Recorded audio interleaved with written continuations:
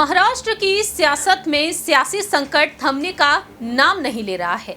जहां एक तरफ बीते पिछले साल जून के महीने में शिवसेना 2 गुटों में बंट गई, लेकिन इस साल एनसीपी 2 गुटों में बंट चुकी है। और ऐसे में देखा जाए तो अब मुश्किलें बढ़ती हुई दिखाई दे रही हैं एनसीपी प्रमुख शरद पवार की, क्योंकि अब वह अपने भतीजे उप मुख्यमंत्री अजीत पवार को डंके की चोट पर अपनी चेतावनी देते हुए नजर आ रहे हैं। क्योंकि देखा जाए अजीत पवार ने दावा किया है कि एनसीपी उनकी है, और ऐसे में सवाल ये उठता है कि आखिरकार एनसीपी का असली बॉस कौन कहलाएगा। जी हां, ईसीआई इस मामले में अब अहम फैसला सुना सकता है। नमस्कार, मैं प्रांशु राठौर और आप देख रहे हैं नेक्स्ट 9 न्यूज।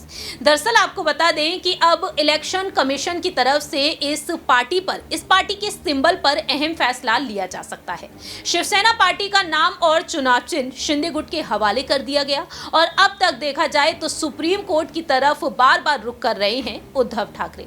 लेकिन कहीं ना कहीं स्थिति ऐसी ही बनती हुई दिखाई दे रही है एनसीपी की। क्या वाकई में यहाँ पर शरद पवार के हाथों से पार्टी की कमान छिन जाएगी? क्या वाकई में एनसीपी का जो सिंबल है, जो चुनाव चिन्ह है, वह अजीत पवार के हाथों में चला जाएगा? सवाल यहाँ पर बेहद अहम बनता है। ऐसे में देखा जाए तो ईसीआई ने कुछ अहम फैसले लिए हैं, और इस मामले में जल्द से जल्द एक अहम फैसला सुनाया जा सकता है।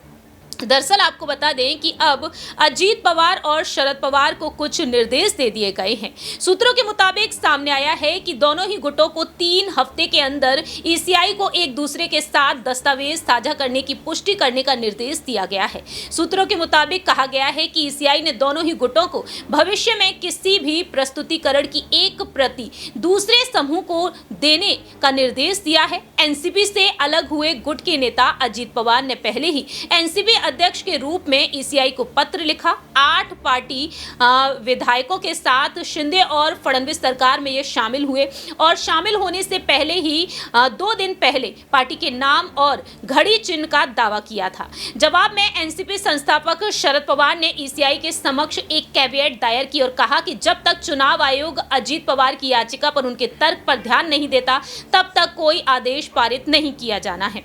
अजीत पवार का कहना रहा, अपनी याचिका पर जो ईसीआई को उन्होंने दी, मैं एनसीपी अध्यक्ष हूं, इसलिए चुनाव चिन्ह आदेश 1968 के प्रावधानों के अनुसार पार्टी का चुनाव चिन्ह मुझे आवंटित किया जाना चाहिए। शरद पवार का कहना रहा कि उन्होंने असली एनसीपी का नेतृत्व किया है, कोई भी घड़ी का चुनाव चिन्ह उनसे नहीं छीन सकता।